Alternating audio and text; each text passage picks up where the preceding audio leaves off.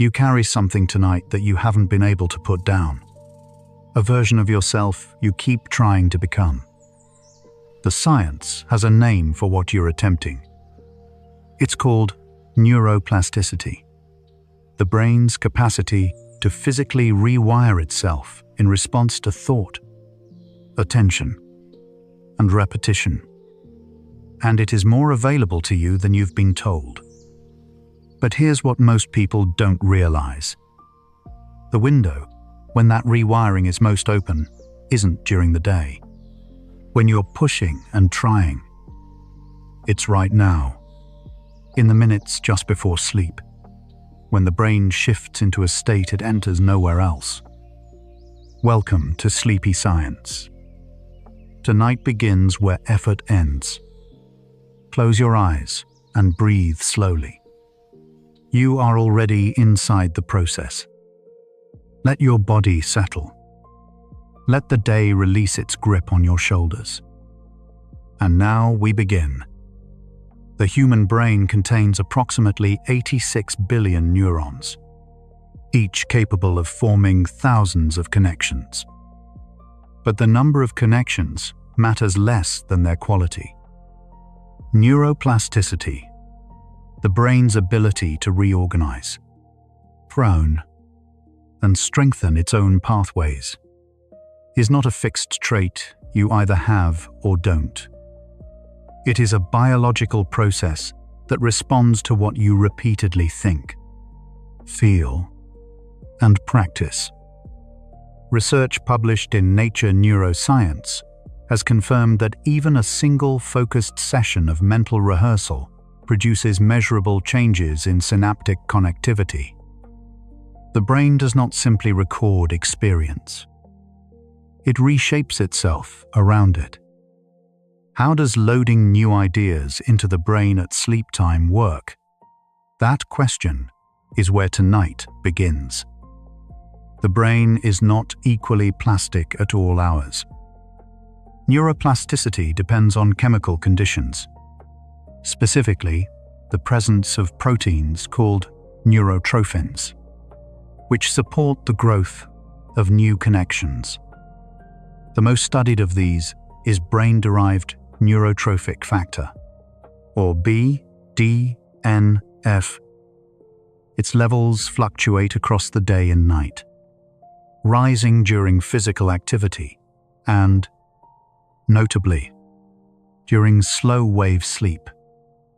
Research has found that BDNF surges during the early stages of non-REM sleep, precisely the transition period that begins within the first 40 minutes of falling asleep. This means the brain is most biochemically ready to consolidate new patterns not during waking effort, but in the descent into sleep. Before the brain fully enters sleep, it passes through a doorway, a state called hypnagogia.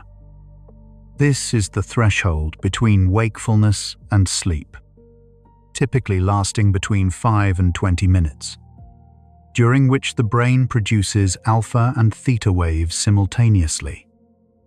Electroencephalogram, or EEG, recordings show the brain during this state exhibiting patterns associated with both relaxed attention and early dreaming. It is, neurologically, one of the most unusual states the brain enters.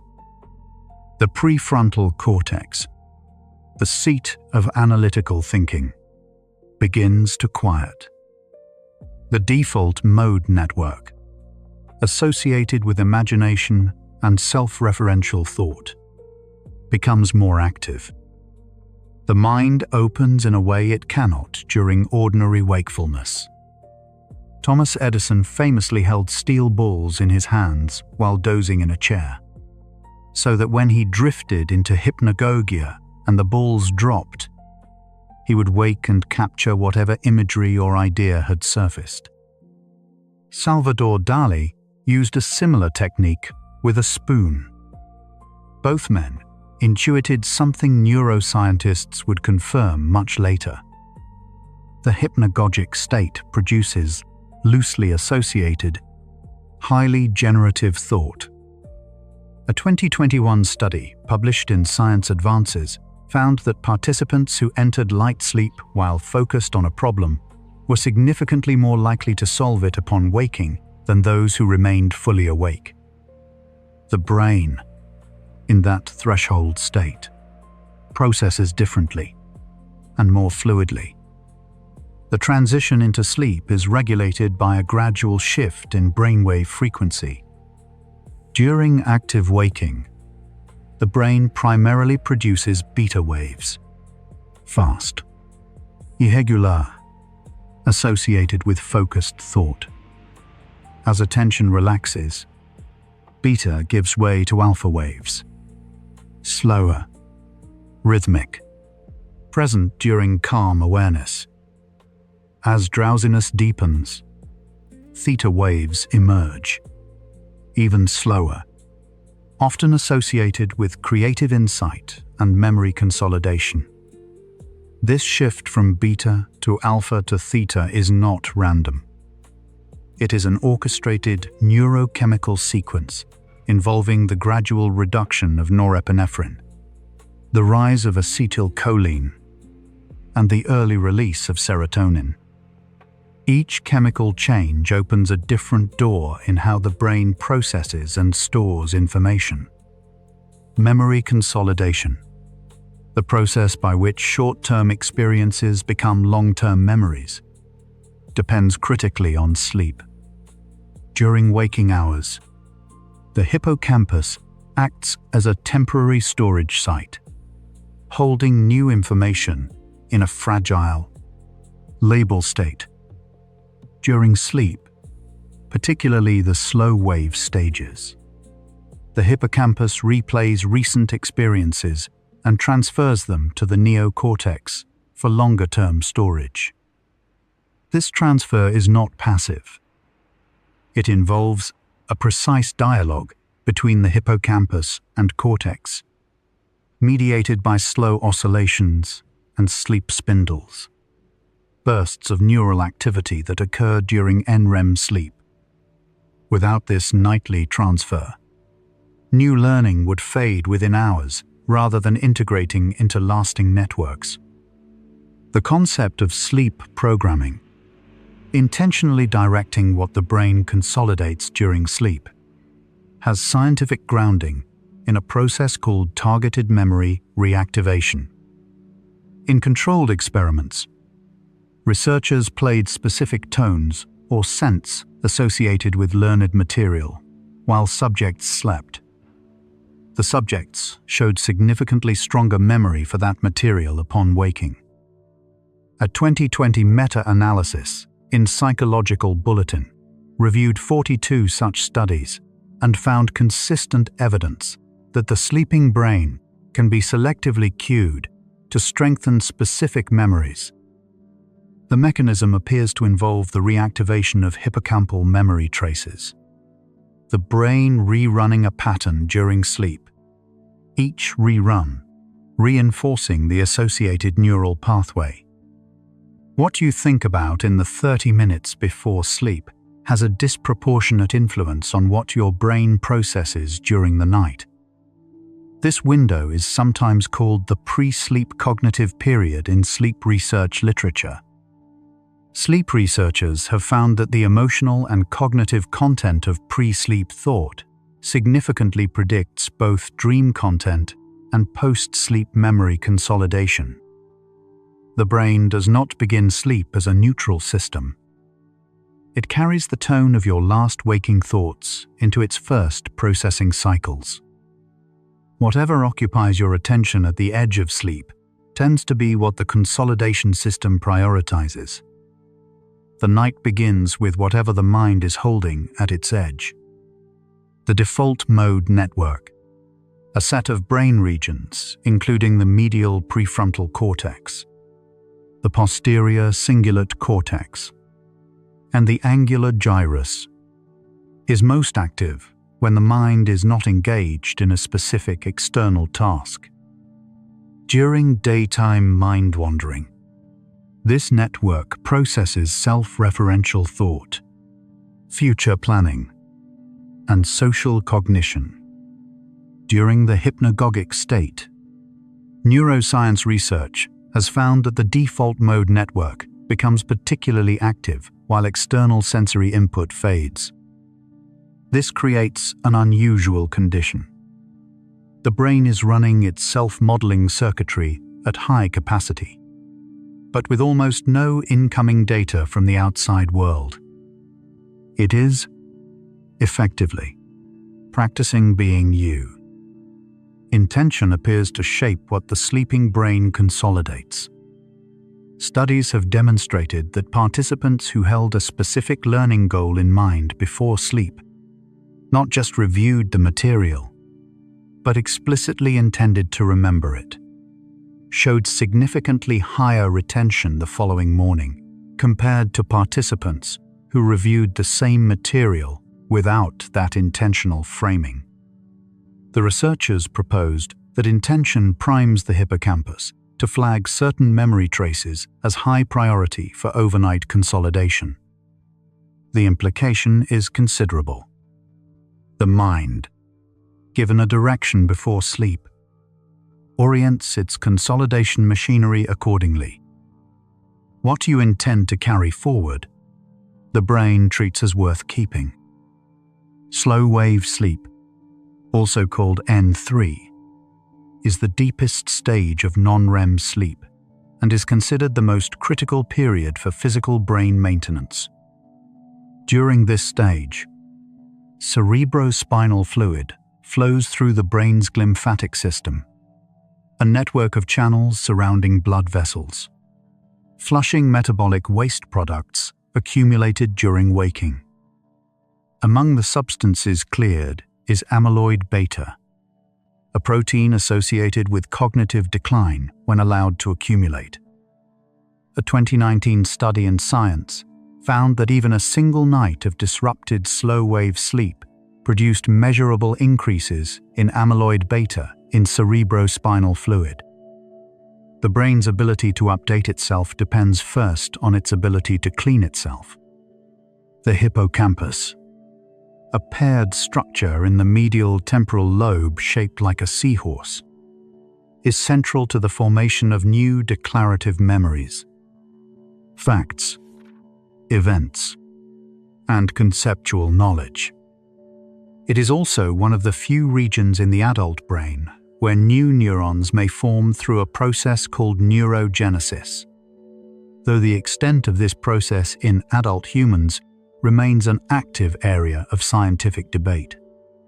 Research has found that sleep is among the strongest known triggers for hippocampal neurogenesis in animal models, and likely plays a supportive role in humans as well. These new cells are believed to help distinguish new memories from old ones, providing the raw cellular material for continued learning. The concept of mental rehearsal, repeatedly visualizing a skill or scenario, has been used by athletes and performers for decades. Neuroscience now explains why it works. When a person vividly imagines performing an action, the same motor cortex regions activate as during actual performance. A meta-analysis published in Psychological Bulletin found that mental rehearsal produced roughly 60% of the performance gains of actual physical practice, depending on skill complexity. When mental rehearsal is practiced in the hours before sleep, the brain carries those activation patterns into consolidation. The imagined action is replayed, reinforced, and integrated as if partially experienced. Theta waves, brain waves cycling between 4 and 8 times per second, are associated with the hypnagogic threshold, light sleep, and certain meditative states. They appear strongly during periods of memory encoding in the hippocampus. Research from University College London established that hippocampal theta oscillations serve as a timing mechanism, synchronizing when neurons fire to determine whether information is stored or discarded. When theta activity is high, the hippocampus is in an optimal encoding state. This is one reason why material encountered in a state of relaxed, unfocused awareness is often better retained than material encountered during tense, distracted attention. Stress hormones, particularly cortisol, directly interfere with neuroplasticity. Elevated cortisol suppresses BDNF production, reduces hippocampal neurogenesis, and strengthens the amygdala's fear-based associations at the expense of the prefrontal cortex's flexible reasoning. A sustained period of elevated cortisol, such as chronic psychological stress, can physically reduce hippocampal volume, a finding replicated in dozens of imaging studies. This means that the same mental state that makes sleep difficult, anxious, high arousal rumination, also reduces the brain's capacity for the kind of learning and change you are seeking. The path to programming your mind begins with lowering the cortisol that defends the old one. Sleep spindles are short bursts of oscillatory neural activity, lasting half a second to 3 seconds, generated in the thalamus during NREM sleep. They occur between 8 and 15 times per minute during stage 2 sleep and have been strongly linked to memory, consolidation, and intelligence. A 2019 study in Current Biology found that the density of sleep spindles, how frequently they occur, predicted the strength of procedural and declarative memory consolidation that night. Spindle density is not fixed. It can be influenced by pre-sleep mental activity. Engaging, focused thought before bed has been associated with higher spindle density during subsequent sleep. The relationship between imagination and neuroplasticity is more direct than most people realize. When the brain imagines a scenario repeatedly and with emotional engagement, it strengthens the same neural circuits it would use to actually experience that scenario. This is not metaphor. It is measurable synaptic change. Researchers using functional MR or fMRI imaging have mapped the overlap between imagined and experienced perception, finding activation patterns that are substantially identical across multiple cortical regions. The brain treats a vivid, emotionally resonant mental image as partial reality and responds by reinforcing the pathways associated with that image. What you repeatedly imagine, you are, in a meaningful sense. Training. The reticular activating system, a network of nuclei in the brainstem, acts as a gatekeeper for what enters conscious awareness. During waking, it continuously relays incoming sensory information to cortical regions for processing. During sleep onset, it progressively reduces its filtering function, allowing internal signals, thoughts, images, emotions to move more freely through the system. This is part of why pre-sleep thoughts feel vivid and often emotionally immediate. The usual suppression of internally generated content is lifting. The system that spends the day deciding what deserves attention temporarily loosens its grip. What was waiting beneath waking cognition begins to surface. Language is deeply woven into the brain's self-modeling systems. The words you use to describe yourself, internally and aloud, activate neural networks associated with self-concept, which in turn influence the default mode network's baseline activity. Research from Ethan Cross's laboratory at the University of Michigan found that using non-first-person self-talk referring to oneself by name or as you, measurably reduced the emotional intensity of self-referential processing. The framing changes the activation pattern. This is not merely psychological. It is a neurological phenomenon with observable correlates in prefrontal cortex regulation. The language you bring to sleep carries its architecture into the night. Emotional memory consolidation during sleep is selective.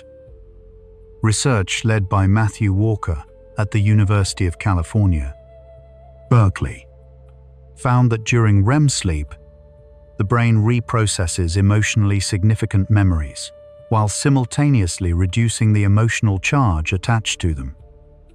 The hippocampus replays the memory, the amygdala, which processes emotional salience, shows reduced activity compared to the original encoding. Walker described REM sleep as providing overnight therapy. The event is remembered, but its distress is metabolized. This selective decharging means that how you feel about an intention or goal when you sleep may genuinely shift by morning, not through avoidance, but through neurochemical processing. The brain's reward system, centered on dopaminergic pathways in the ventral tegmental area and the nucleus accumbens, plays a role in what the brain prioritizes for consolidation during sleep. Information associated with reward anticipation receives preferential processing. Research has demonstrated that material learned in the context of a reward expectation was remembered more robustly after a night of sleep than material learned in a neutral context. The implication is practical. Framing a mental intention around positive anticipation, what becomes possible, rather than what must be fixed, may engage consolidation circuitry more strongly. The brain follows its reward signals even while sleeping. The phenomenon of sleep-dependent insight has been documented across multiple domains. A classic experiment by Ulrich Wagner at the University of Lübeck taught participants a laborious mathematical procedure. Unbeknownst to them, there was a hidden shortcut rule. After a night of sleep, nearly 60% of participants spontaneously discovered the shortcut, compared to only 23% who remained awake for the same period. Sleep did not simply preserve the information. It reorganized it. The brain, freed from the linear demands of waking cognition, found structure in what appeared to be separate pieces. This is the night working, not waiting. The concept of neural pruning, the selective elimination of weaker or redundant synaptic connections, is as central to learning as the formation of new ones. During slow-wave sleep, a process called synaptic homeostasis occurs. The brain globally downscales synaptic strength, preserving the most strongly reinforced pathways while allowing weaker ones to fade. This is why sleep doesn't just add to what you know. It clarifies it. The signal-to-noise ratio of neural networks improves overnight. What you've rehearsed rises in relative strength. What you haven't fades in relative prominence. Sleep is not a pause in learning. It is the part of learning where the pattern becomes clean. The anterior cingulate cortex, a region involved in error monitoring, conflict detection, and the regulation of emotional responses, is proposed to continue evaluating the gap between current state and desired state, even during sleep, based on its known role in goal monitoring during waking. This goal-directed processing is not consciously experienced, but researchers suggest it influences what is consolidated and what is reframed by morning.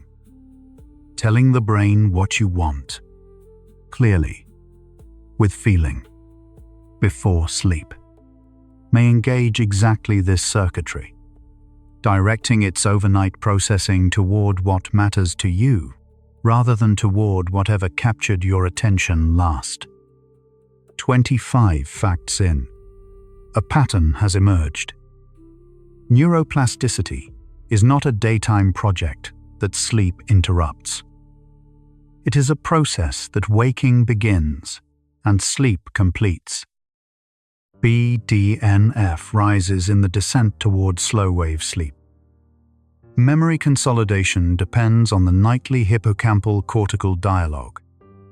Intention primes, which traces the brain treats as worth keeping. Emotional charge is metabolized during REM. Insight emerges from reorganization that cannot happen while the analytical mind is dominant. What you have been calling your mind's resistance to change may be, in part, the result of not completing the cycle, starting the day's rewiring, but ending the night without directing where it goes. That is where the next arc begins. You're still here with us, and that means everything. A gentle subscribe helps another sleepless mind find their way home. Let's take a breath together now, one sleepy soul at a time. Right now, the neurons that carried today's wanting, the ones that fired when you imagined being different, being further along, being the person you meant to become, are quieter than they were an hour ago. Not because they gave up, because the system that carries urgency has begun to lower its threshold. The question that just opened, about what happens in the hours between intention and morning, lives in exactly this, quieting. In what the brain does when the part of you that keeps score finally steps back. Notice your breathing. The architecture of change has been working this whole time, without your supervision. Now we continue. The hippocampus operates on what neuroscientists call a spatial mapping system, originally identified through studies of place cells, neurons that fire in response to specific locations in physical space. John O'Keefe, Maybrit Moser, and Edvard Moser received the Nobel Prize in Physiology or Medicine in 2014 for this discovery. Later research established that the same hippocampal cells that map physical space also map conceptual space, organizing ideas, goals, and self-concepts in a relational, navigable structure. Your sense of where you are in relation to who you want to become is, in a neurological sense, stored like a map. Sleep updates that map overnight. Acetylcholine, a neurotransmitter that modulates attention, learning, and memory, behaves differently during different sleep stages. During waking and REM sleep, acetylcholine levels are high, supporting the vivid, narrative-like quality of REM dreams and the focused attention of waking learning. During slow-wave sleep, acetylcholine drops sharply, allowing the hippocampus to transfer memories to the neocortex without interference from ongoing encoding. This alternating pattern, high during encoding phases, low during consolidation phases, means the brain has evolved a rhythm specifically designed to separate learning from storage. Disrupting this rhythm, through fragmented sleep or early waking, interrupts the transfer and leaves new material in a more fragile state. The prefrontal cortex, the most recently evolved region of the human brain, exerts top-down regulatory control over the rest of the system. It moderates emotional reactions, maintains goal representations, and inhibits automatic responses. During sleep, prefrontal activity decreases substantially. This is not a failure. It is a feature. The loosening of prefrontal control during sleep allows older, more associative networks to operate more freely, producing the wide-ranging connections that underlie both dreaming and creative consolidation. Research has found that this prefrontal offline state is when the brain most readily integrates new information with existing schemas, finding where new ideas fit, rather than where they conflict. A phenomenon called offline replay occurs in the hippocampus during slow-wave sleep. Place cells and time cells that were active during a waking experience fire again in a compressed sequence, replaying the experience at roughly 20 times its original speed. This replay is not random. Research from the Wilson Lab at MIT showed that replay preferentially targets experiences associated with reward, novelty, or explicit intention. The system appears to use waking salience signals to determine what is worth rerunning in the dark. A goal held with genuine feeling is more salient to this system than information held passively. The brain replays what mattered. The insula, a cortical region buried within the lateral sulcus, integrates interoceptive signals from inside the body with emotional and self-referential processing. It is active during states of empathy, self-awareness, and goal-directed anticipation. Studies using fMRI have found that the insula is consistently engaged when people consider their future selves, imagining who they want to become rather than who they are. Research has found that insular activity during pre-sleep cognitive states may correlate with the degree to which related material is consolidated overnight. The body's sense of its own state is part of how the brain encodes self-related goals.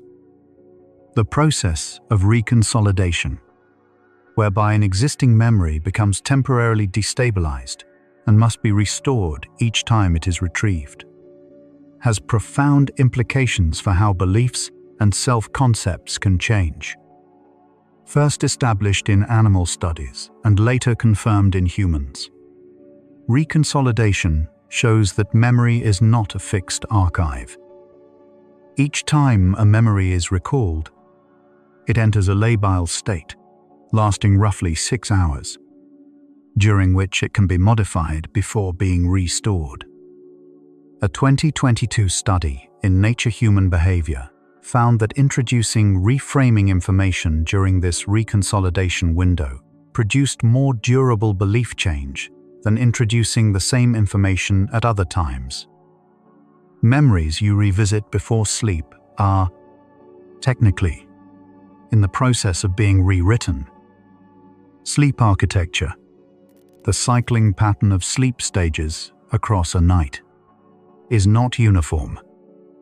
The first half of the night is dominated by slow-wave sleep, when physical restoration and declarative memory consolidation are primary. The second half is dominated by REM sleep, when emotional memory processing and the integration of new information with existing narrative structures are primary. This means a full night of sleep provides qualitatively different processing across its duration. Cutting sleep short by even 90 minutes disproportionately reduces REM, since most REM occurs in the final cycles. The integration that happens in the morning hours of sleep is distinct from and complementary to what happens in the first hours. The thalamus, a paired oval structure deep in the brain, acts as a relay station, routing sensory signals to and from the cortex. During waking, It continuously relays incoming sensory information to cortical regions for processing. During sleep onset, thalamic activity shifts. It begins generating the rhythmic oscillations, including sleep spindles and the slow wave pattern that drive memory consolidation. The thalamus is also central to generating hypnagogic imagery, as its relay function disengages from external senses. It begins to relay internally generated signals instead. This is the neural basis for the visionary quality of hypnagogia. The thalamus, still active, routes imagination through the same pathways it uses for perception.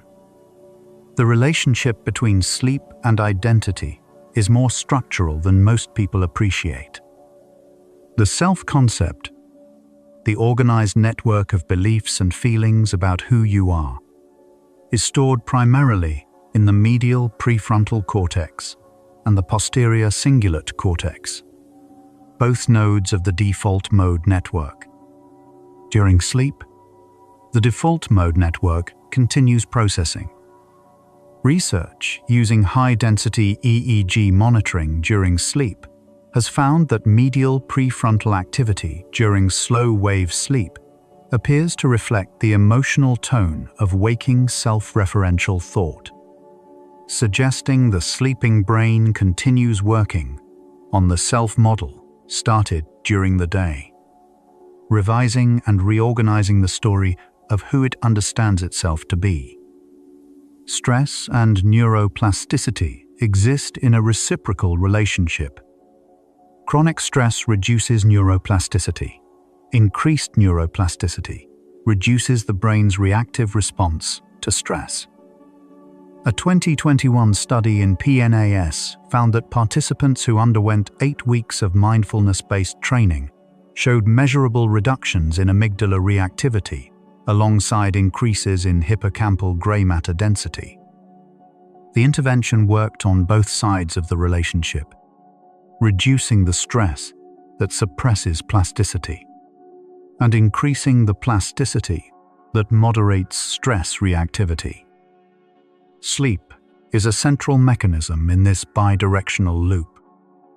It lowers cortisol, restores B, D, NEF, and completes the consolidation of whatever reframing or intention setting happened during the day. The concept of implementation intentions, specific plans in the form of when situation X arises, I will do Y, has been studied extensively in behavior change research. A meta-analysis by Peter Gollwitzer at New York University found that implementation intentions more than doubled the likelihood of goal follow-through compared to simple goal intentions. The mechanism involves linking a future context cue to a specific response, which is stored as a conditional memory structure, forming an implementation intention before sleep. Clear, specific, and sensory gives the consolidation system a structured pattern to encode rather than a vague aspiration. The brain stores what it can handle. The more concrete the instruction, the more complete the encoding. During REM sleep, the brain shows patterns of activity resembling those seen during waking, but with one significant difference. The dorsolateral prefrontal cortex, responsible for reality monitoring and logical evaluation, is substantially less active during REM than during waking. This is widely cited as the reason why dream content feels plausible even when objectively implausible. The system that normally flags impossible events is quieter. This same reduction in evaluative suppression may explain why REM sleep facilitates associative thinking. The brain forms connections that the critical faculty would dismiss during waking. In the loosened logic of REM, patterns emerge that consciousness would normally filter out. The body's circadian rhythm, a roughly 24-hour internal clock regulated primarily by the suprachiasmatic nucleus in the hypothalamus, exerts broad influence over neuroplasticity, BDNF levels, synaptic plasticity genes, and the availability of neurotransmitters involved in learning all cycle in alignment with the circadian rhythm, disrupting circadian alignment through irregular sleep schedules, night shift work, or jet lag, measurably impairs both learning and memory consolidation. A 2022 review in Nature Reviews Neuroscience concluded that circadian disruption may be among the most underappreciated drivers of cognitive decline. The brain's plasticity window is not just nightly, it is timed. And the timing depends on consistency. Mirror neurons, a class of neurons that fire both when an individual performs an action and when they observe someone else performing it, are believed to play a role in social learning, empathy, and the simulation of self in imagined scenarios.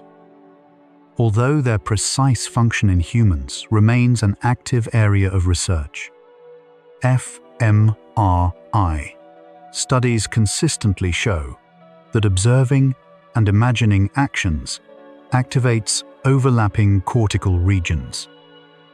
When you vividly imagine a version of yourself acting differently, more confidently, more calmly, with greater clarity, the neural systems associated with that behavior receive a form of rehearsal input.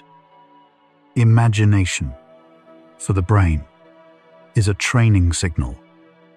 Sleep deprivation, even mild, cumulative sleep restriction, produces changes in the brain that mimic those seen in studies of stress and trauma.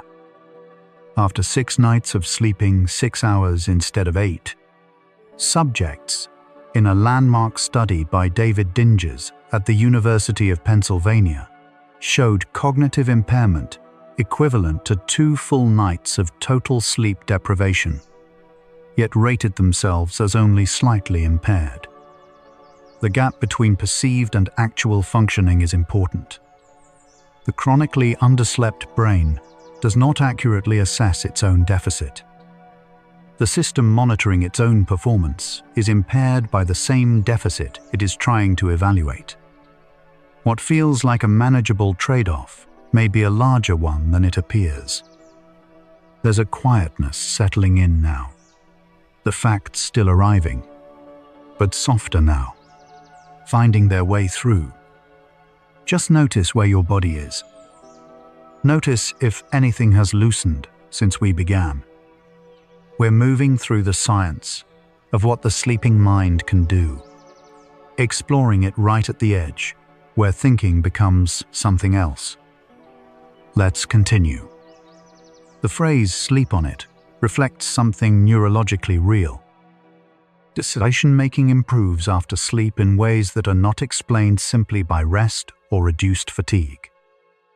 Research from Jan Born's lab at the University of Tübingen found that subjects who slept after receiving information relevant to a complex decision were significantly more likely to choose the optimal option than subjects who stayed awake. Sleep appeared to increase the integration of implicit information, the factors the conscious mind hadn't fully processed, into the decision. The sleeping brain considers things the waking mind glosses over. What you are unsure about at night, you may understand more clearly by morning. The neural correlates of identity, who the brain understands you to be, are not fixed structures. They are dynamic networks that are updated continuously in response to experience, reflection, and consolidation. Neuroscientists propose that the brain's self-model is essentially a running prediction, the best current guess about what kind of system it is operating. Like any prediction model, it updates when incoming evidence diverges from the existing estimate. Sleep is a major update cycle.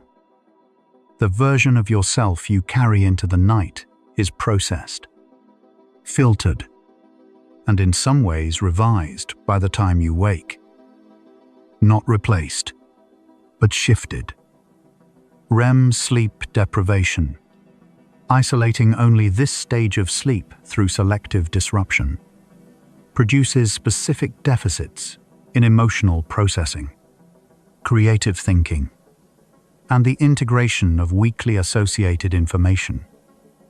Studies using REM deprivation in humans find impaired face emotion recognition, reduced cognitive flexibility, and weakened ability to extract the gist of a problem from its details. Conversely, studies that selectively increase REM through certain antidepressants or sleep extension protocols find improvements in exactly these domains. The particular kind of thinking that allows you to see yourself differently, from a wider angle, with less emotional charge, is, biochemically, a product of adequate REM. The concept of neuroplasticity extends beyond individual neurons to entire network architectures. When a person consistently practices a particular way of thinking, whether problem-solving, compassion, or self-affirmation, not just the relevant neurons, but their patterns of coordination change. Functional connectivity, the degree to which distant brain regions synchronize their activity, shifts over time with consistent mental practice. Longitudinal research has found that months of daily reflective practice can produce measurable increases in functional connectivity between the medial prefrontal cortex and the hippocampus, the same network involved in integrating self-concept with memory. Consistent practice changes not just what the brain knows, but how it coordinates what it knows. Breathing influences brainwave states directly. Slow, diaphragmatic breathing, typically 6 to 8 breaths per minute, activates the parasympathetic nervous system through vagal afferents and produces measurable increases in alpha and theta brainwave amplitude. A 2021 study in the Journal of Neurophysiology found that controlled slow breathing before sleep significantly increased theta wave density during subsequent early sleep stages. The same theta activity associated with enhanced memory consolidation.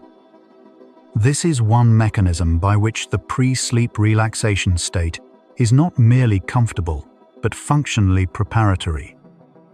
The brain, slowed by breath, enters the encoding optimal frequency range more readily. The way you breathe at the edge of sleep shapes the quality of what gets stored. The amygdala, a pair of almond-shaped nuclei deep in the temporal lobes, processes emotional significance and threat detection. During waking, it continuously evaluates incoming information for relevance to survival and personal meaning. During sleep, particularly during slow-wave stages, amygdala reactivity decreases while the hippocampus replays related memories. This combination, reduced emotional reactivity plus memory replay, is believed to be the neural basis of emotional integration. The experience is processed without the acute distress that accompanied it originally. Research has found that this desensitization is greatest for memories associated with the intention of moving forward rather than returning. Orientation matters even in sleep. A growing body of research examines the degree to which voluntary changes in self-concept can be supported, accelerated, or impeded by sleep quality. Studies suggest that individuals undergoing structured behavioral interventions show faster and more durable changes when their sleep quality is simultaneously supported, compared to individuals in the same intervention with poor sleep. Researchers have proposed that sleep functions as an amplifier of intentional change. It does not generate the change, but it completes and stabilizes the changes initiated during waking. What you work on by day, sleep works on by night. The two halves of the process need each other to be complete. The neuroscience of habit formation, governed largely by the basal ganglia, a set of subcortical nuclei, shares important territory with sleep-based neuroplasticity. Habitual behaviors are encoded as procedural memories in a loop involving the striatum, the substantia nigra, and the motor cortex. Like declarative memories, procedural memories are consolidated during sleep, specifically during lighter NREM stages featuring sleep spindles. Research from Carlisle Smith at Trent University found that the density of stage 2 sleep spindles following a newly learned motor task predicted subsequent task performance. The quality of early sleep spindle activity determined how well the habit had been encoded. Habits, at their core, are sleep-dependent. The body responds to imagined scenarios with physiological changes that are measurable. Changes in heart rate, skin conductance, muscle tension, and hormonal output. A vivid mental scenario activates the autonomic nervous system in a scaled-down version of the response that real exposure would produce. This has practical implications for pre-sleep mental content. Spending 30 minutes imagining threat, failure, or confrontation before sleep produces a different neurochemical environment for sleep to begin in than imagining calm competence, resolution, or belonging. The brain doesn't fully distinguish between what happened and what was vividly rehearsed. The body begins preparing for whatever is vividly anticipated. 50 facts in. The central question: how does loading new ideas into the brain at sleep time work? Has become harder to answer simply, because the answer keeps expanding. It works through BDNF, through targeted memory reactivation, through the hippocampal cortical transfer, through REM's emotional metabolism, through the reconsolidation of retrieved memories, through the default mode network modeling the future self in the quiet of hypnagogia.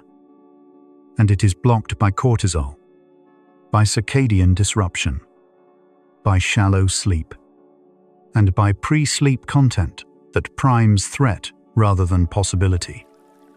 The question the second half follows. Given all of that, what does deliberate sleep programming actually require? What just opened?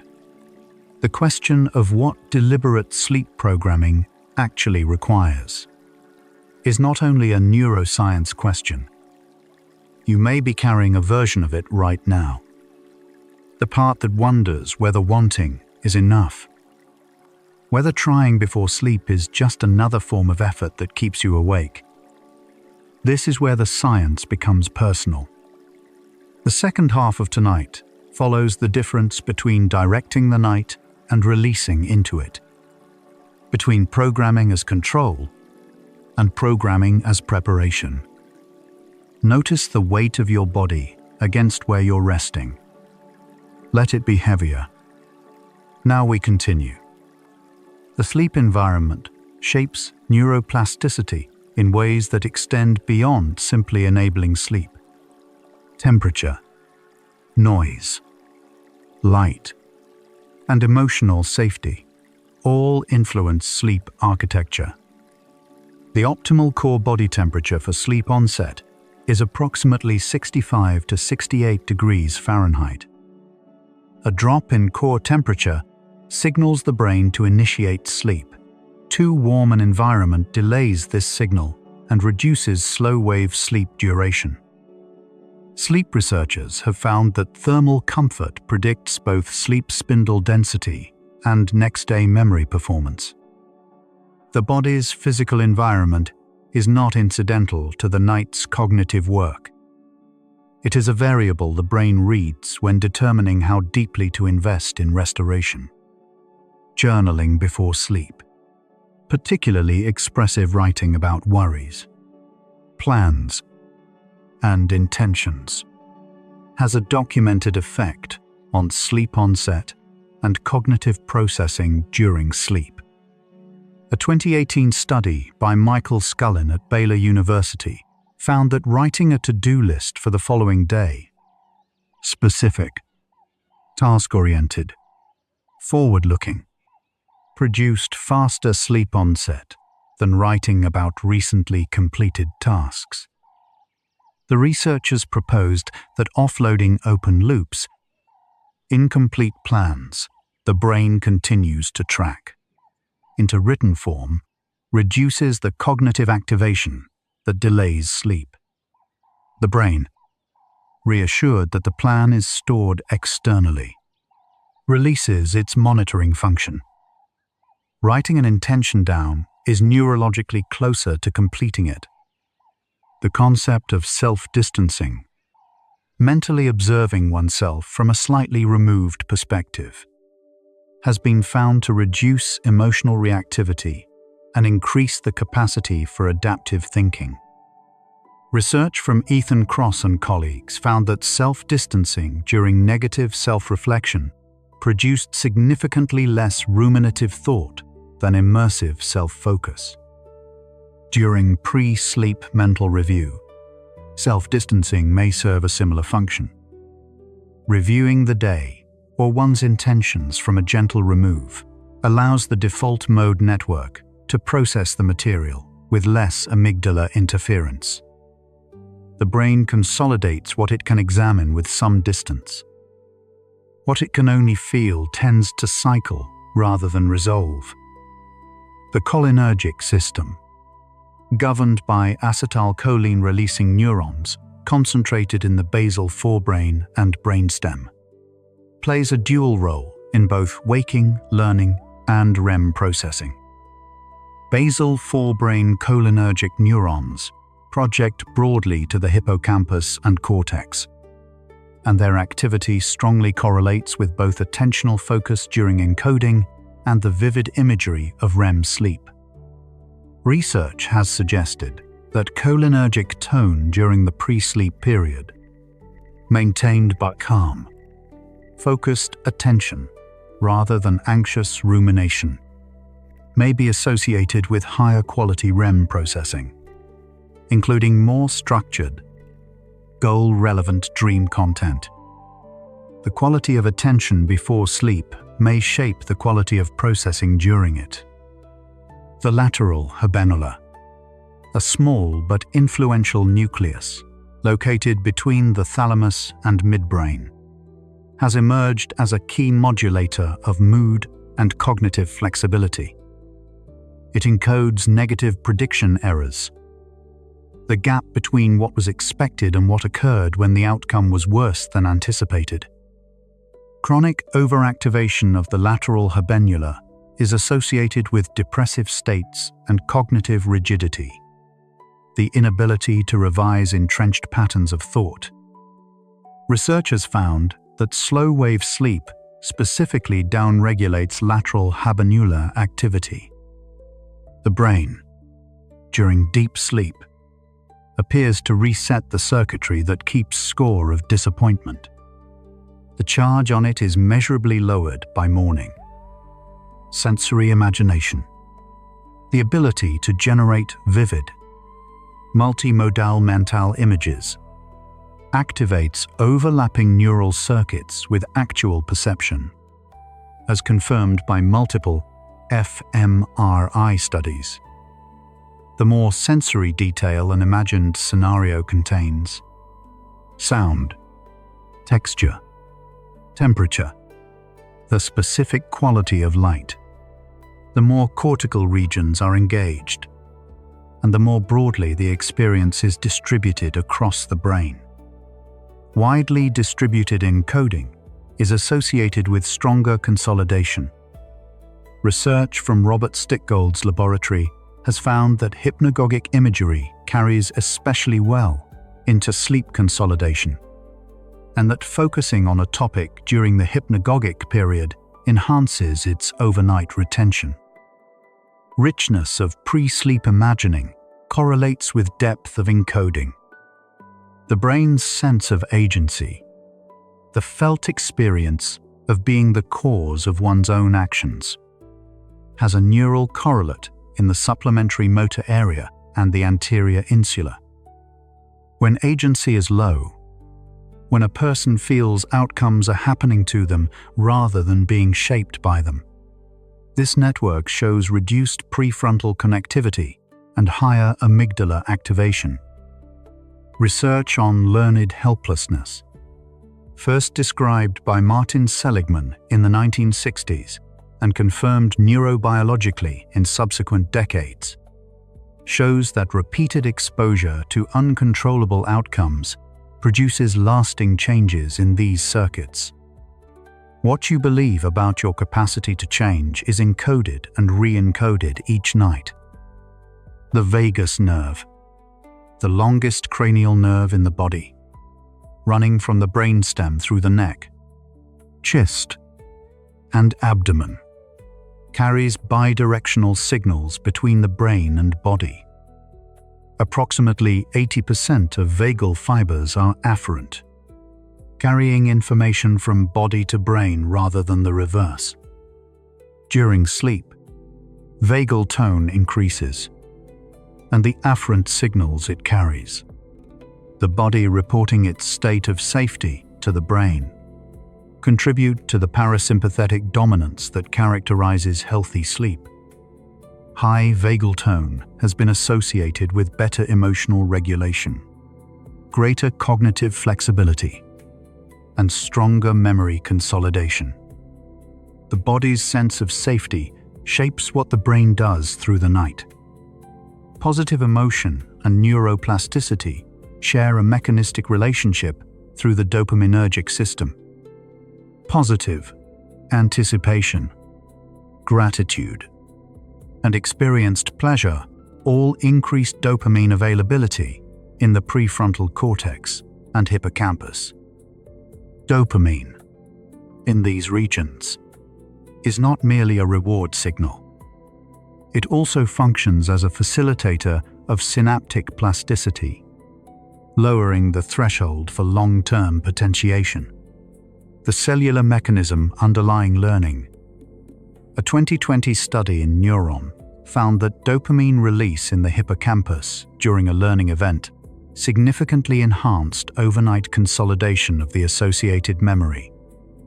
Approaching sleep in a state of mild positive affect may prime this dopaminergic facilitation for whatever has been held in mind during the pre-sleep period. The phenomenon of overnight forgetting, the selective loss of information that occurs during sleep, is not random. Research from Robert Stickgold's laboratory found that sleep preferentially preserves emotionally salient information while allowing neutral, peripheral, or redundant information to decay. This selectivity is adaptive. The brain does not have unlimited storage, and sleep appears to function as an editorial process, retaining what mattered and releasing what didn't. The implication for deliberate sleep programming is that emotional engagement is not merely motivational. It is mnemonic. What you care about, the brain is biologically inclined to keep. Indifference, at the level of memory, Looks like noise. The brain's default mode network, active during self-referential thought, future simulation, and narrative processing, is not idle during sleep. Studies using both fMRI and intracranial EEG recordings have found sustained default mode activity during NREM sleep, particularly in phases just before or after slow-wave activity. Researchers have proposed that this ongoing activity represents the brain continuing to process unresolved self-relevant material. The network that spends waking hours modeling your life continues that work in the dark, without the interruptions of sensory input, social demand, or conscious censorship. What is unfinished during the day, it quietly returns to. Research on the neuroscience of compassion has found that practices involving directed positive regard for oneself or others produce measurable changes in the prefrontal amygdala circuit over time.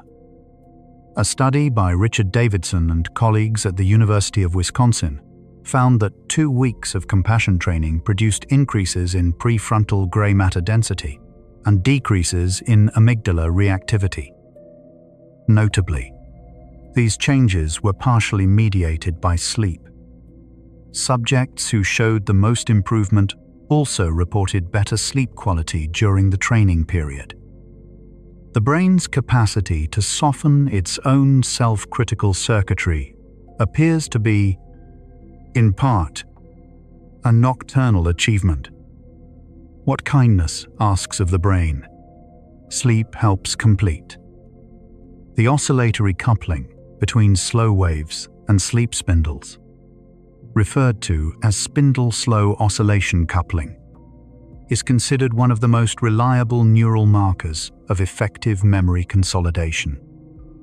In this coupling, a sharp upstate in the slow wave temporarily coordinates the firing of sleep spindles, creating a brief window of enhanced synaptic plasticity during which hippocampal cortical transfer occurs. A 2019 paper in Current Biology found that the precision of this coupling, measured in milliseconds, predicted individual differences in overnight memory improvement better than either slow waves or spindles alone. The brain's consolidation machinery works through precise timing, not effort. And the timing is what sleep provides. Studies on expert musicians, athletes, and chess players consistently find enhanced white matter integrity in tracts connecting brain regions relevant to their expertise. White matter, composed of myelinated axon fibers, enables faster and more reliable signal transmission between neurons. Myelin formation is influenced by both practice and sleep. Research from the National Institutes of Health found that oligodendrocyte precursor cells, the cells that produce myelin, are most mitotically active during sleep. The physical insulation of the neural pathways you are developing occurs substantially overnight. The reliability of the circuits you are building depends on the quality of the sleep they are wrapped in. The concept of prospective memory, remembering to perform an intended action in the future, has been found to be sleep-dependent. Research has found that subjects who slept after forming a prospective memory intention were significantly more likely to remember to execute the intention at the correct time than subjects who remained awake. The sleep-dependent advantage held even when the waking group was reminded of the intention before testing. Sleep does not simply preserve the intention. It encodes it in a more reliable, a context-linked format. What you plan before sleep, the brain holds more faithfully than what you plan before continuing into the day. The hours between approximately 2 and 4 in the morning, when most people are in their deepest REM cycles, are associated with the highest rates of cortical reorganization and the strongest default mode network activity. Sleep research has found that the content of early morning REM sleep tends to be disproportionately self-referential, future-oriented, and emotionally integrative compared to REM earlier in the night. The brain, in the final hours before waking, is working hardest on the self. What happens in those hours depends significantly on what was seeded in the hours before sleep. The morning mind is partly the night's composition. Sleep and the capacity for behavioral flexibility, the ability to update a response when circumstances change, are closely linked. Research using the Wisconsin card sorting task, a standard measure of cognitive flexibility, found that sleep-deprived subjects showed significantly reduced ability to shift strategies when the rules changed mid-task. The neural basis is a reduction in prefrontal striatal connectivity, the circuit that allows new information to override established habits becomes less responsive without sleep. Wanting to change a pattern is one thing.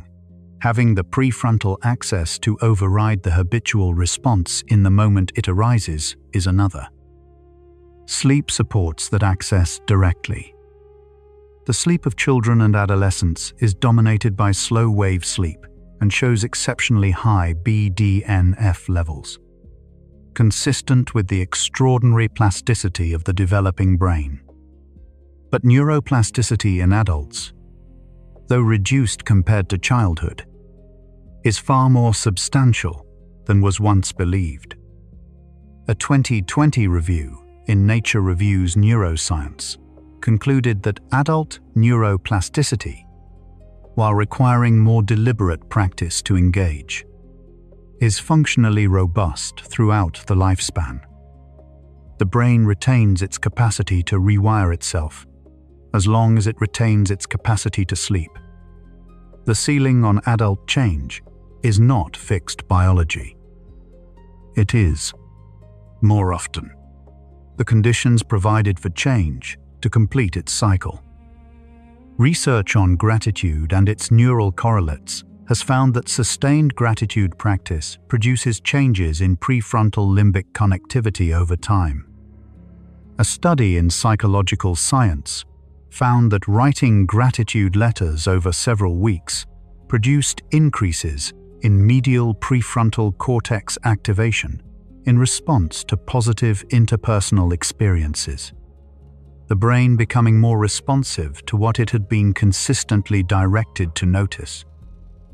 Conducted before sleep, gratitude reflection engages the default mode network at a point when the brain is optimally primed for consolidation.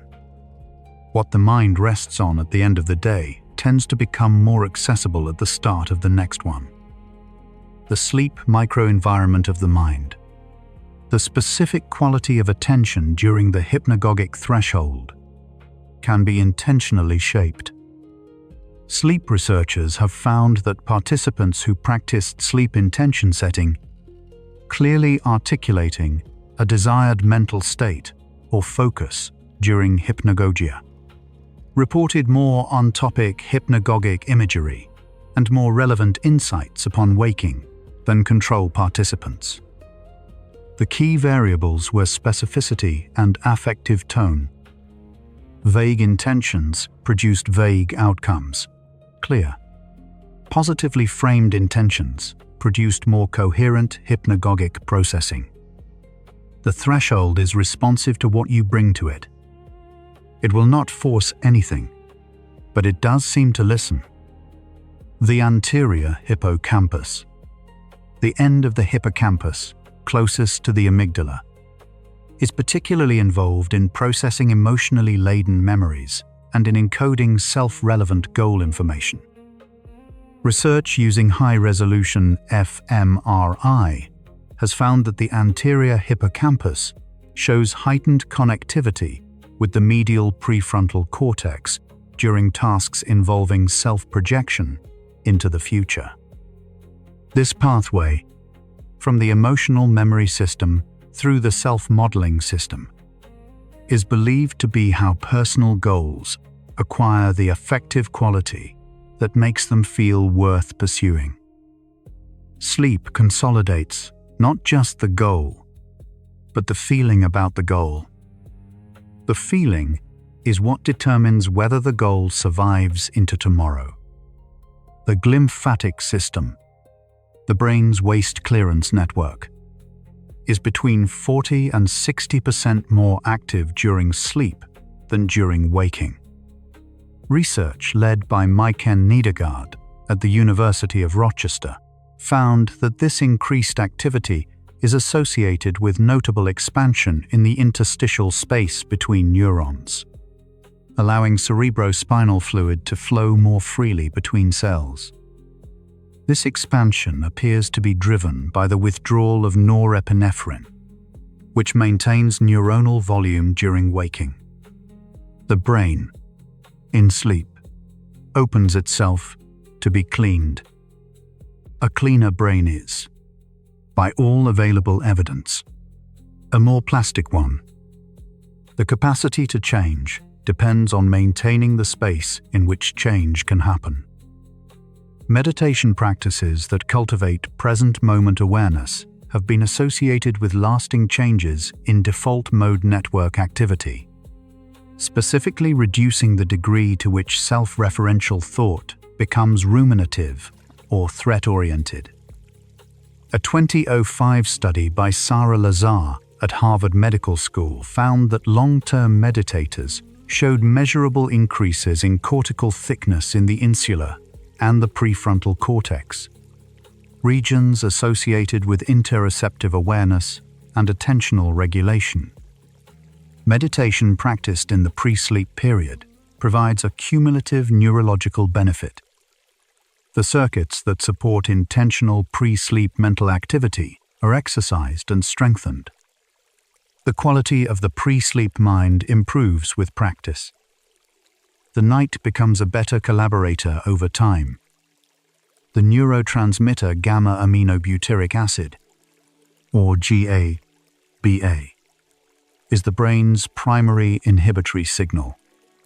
GABA, releasing neurons in the ventrolateral preoptic area, actively suppress the arousal systems, including norepinephrine, to histamine, and serotonin release centers, to enable sleep onset. Low GABA activity is associated with anxiety, insomnia, and difficulty entering sleep stages. Practices that increase GABA tone, including slow breathing, progressive muscle relaxation, and yoga, facilitate both sleep onset and deeper slow-wave stages. Sleep readiness has a chemistry that can be nudged, not forced, but gently prepared through the body before the night begins. 75 facts in. The intellectual version of tonight's answer can be stated.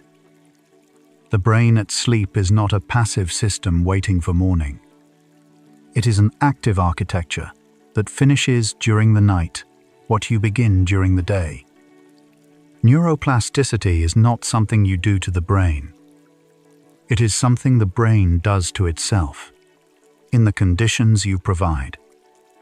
The hypnagogic state is a doorway.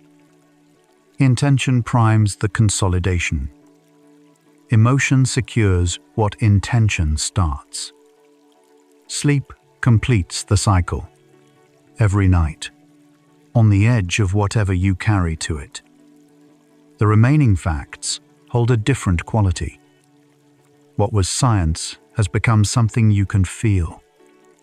Almost there now. Let yourself settle even deeper. Notice the space between your thoughts. Not their content, just the space. Most of what you call your mind is silence between signals. The neurons are mostly not firing. The gaps are not empty. They are resting, waiting, maintaining the architecture. You are mostly space. And the space is the condition for everything else. Let your jaw soften. Let your hands open slightly. Let the weight of your intention for tonight move downward through your body, into the surface beneath you. You don't have to carry it anymore. We're almost there now. The brain generates change in the direction of what it rehearses most.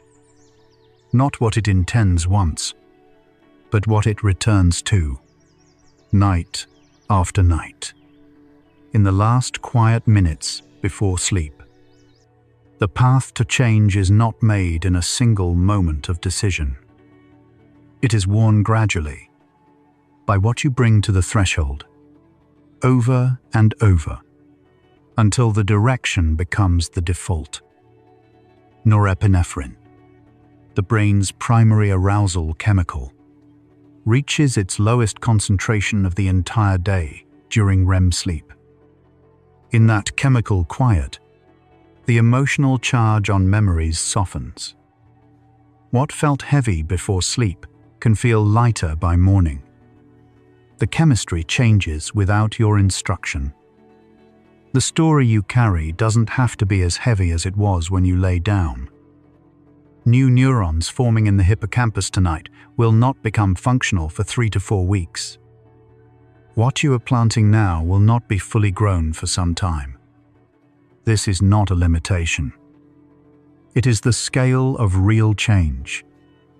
The body works on a longer timeline than urgency does. Some things require patience, not as a virtue, but as a biological fact.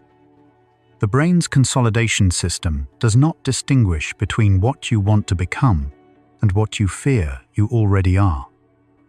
It consolidates both with equal investment. What you rehearse before sleep, in either direction, receives the same biological care.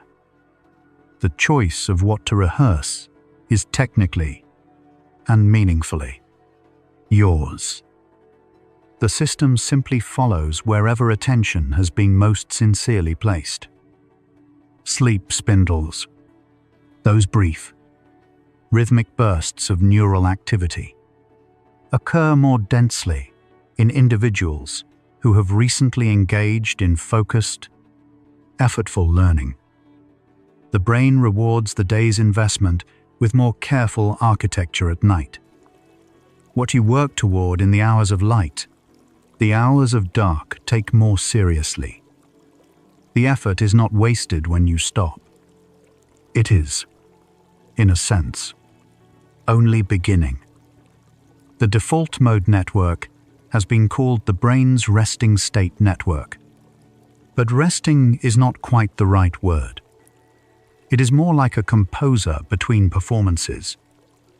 Not idle, but deeply active in a different register, organizing what was gathered during the day, rehearsing what is still unfinished, preparing the themes that will return tomorrow in a slightly different, clearer form.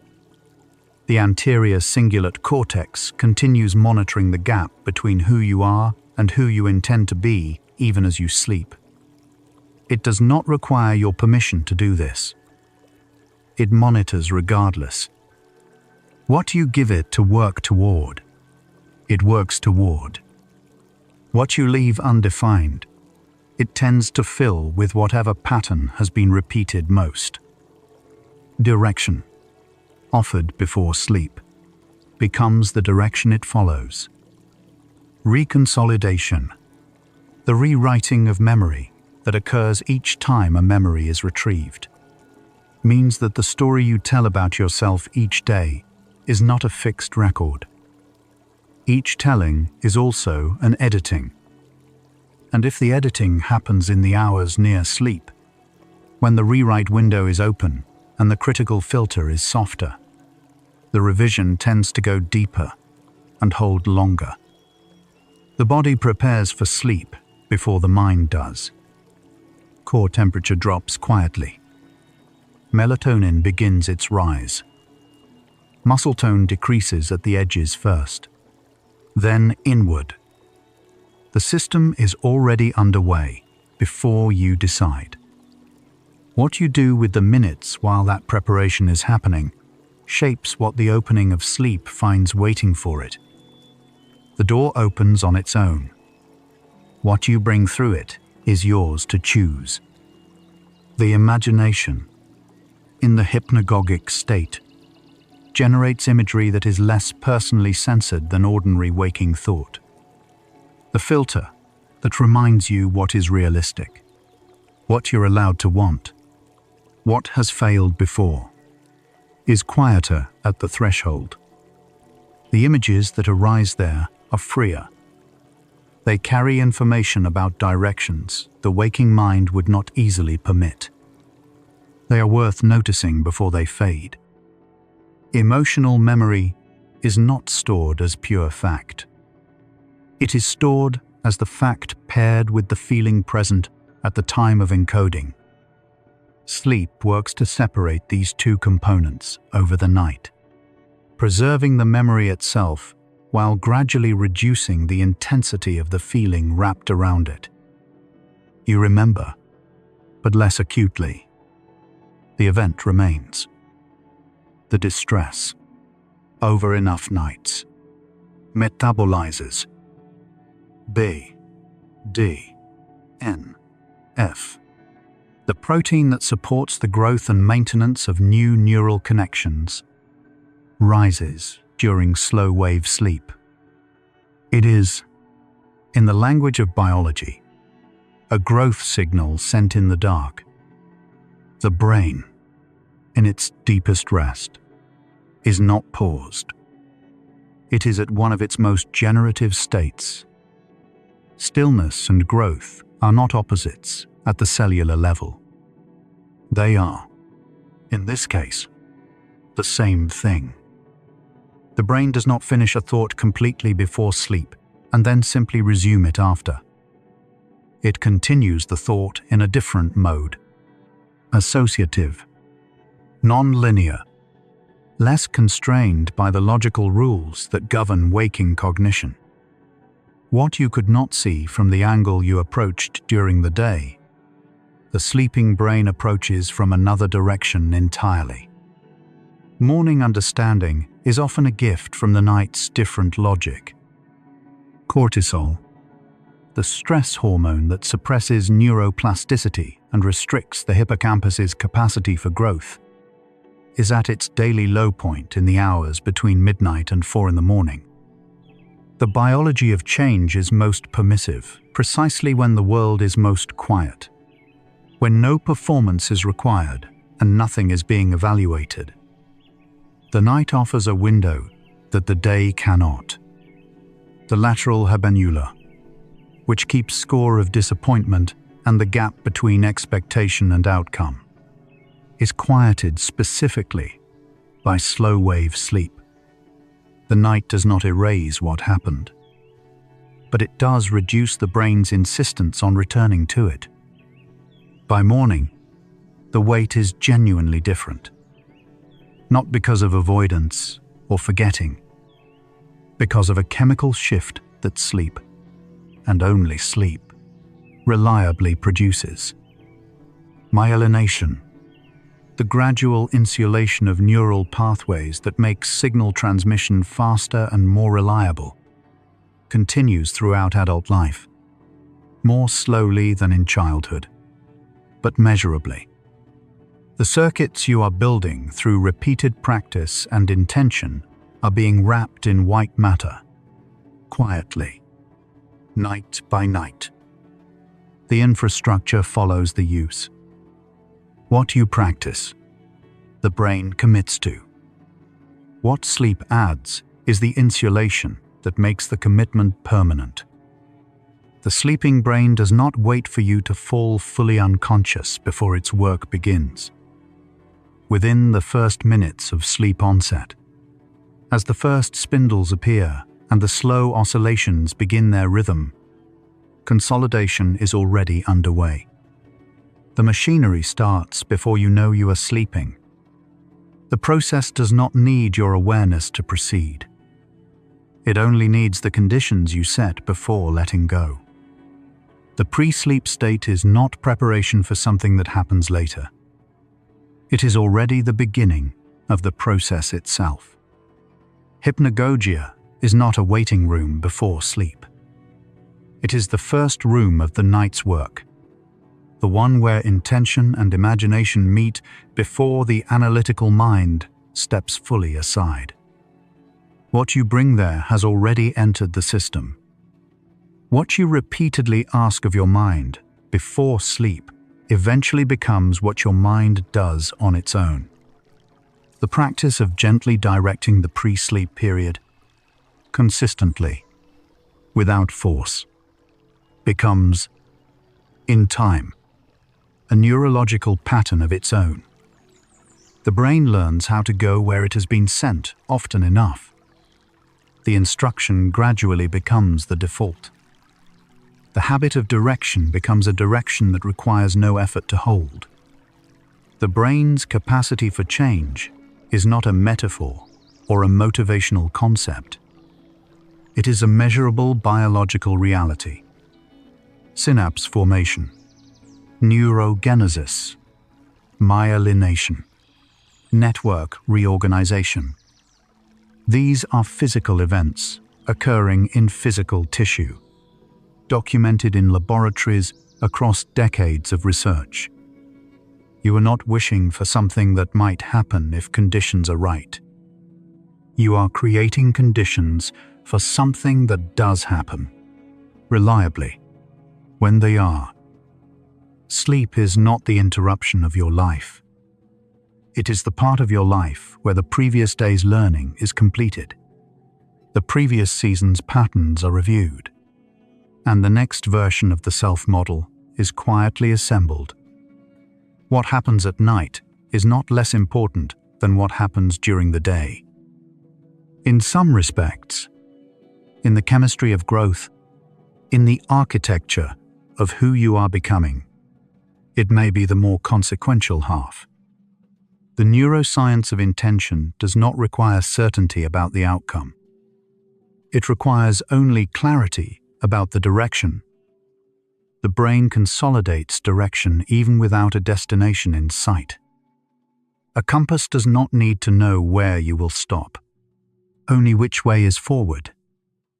The mind operates on the same principle.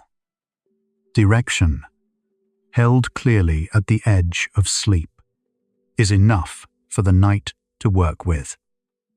The night has been doing this work long before you understood the mechanism. Long before there were words for neuroplasticity or hypnagogia or spindle slow oscillation coupling, the body knew.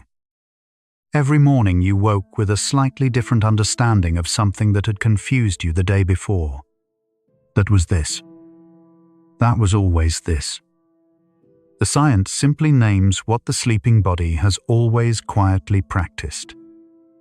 The hypnagogic state, that threshold between waking and sleep, is available to you every night, without effort or training. Not as a technique to master, not as a discipline to maintain, simply as the place you pass through on your way to rest. It has always been there. What you will bring to it, you bring to yourself. And the brain, waiting just on the other side, takes it from there. The answer is not a neurological process. It is a permission. The permission to let the mind, at the edge of sleep, hold what you want to grow toward.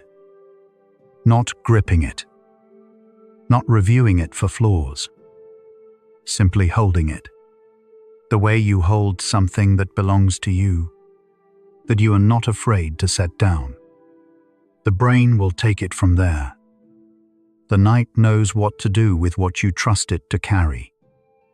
That has always been true. Tonight, you simply know why. The brain was programming itself before you knew there was a program. Every night, regardless of whether you understood the mechanism, the BDNF rose in the descent towards slow-wave sleep. The hippocampus replayed what mattered and released what didn't. The spindle and the slow wave found each other in the dark with a timing no effort could produce. It was never waiting for you to figure it out. The window for rewiring wasn't tomorrow, when you had more energy or more certainty. It was always this: the minutes at the edge, the threshold you pass through anyway, the system that finishes what the day only started. Sleep isn't where effort goes to pause. It's where intention goes to become permanent. The Sleep Science documentary playlist has been mapping this territory one mechanism at a time. The next video moves into the part of the map that tonight only pointed toward. That video is waiting whenever you are ready. The process that began when you lay down is still running. In the dark. Without supervision. Without your awareness required. Let your body give itself over to that. If sleep comes, it carries you into the hours where the consolidation happens, where what you held at the edge becomes part of what wakes up with you. But if your eyes are closed, stay there. Rest well. Quiet one. The mind that holds a direction before sleep does not have to find it again. The night already knows where it goes, where science becomes the softest place to rest. Good night.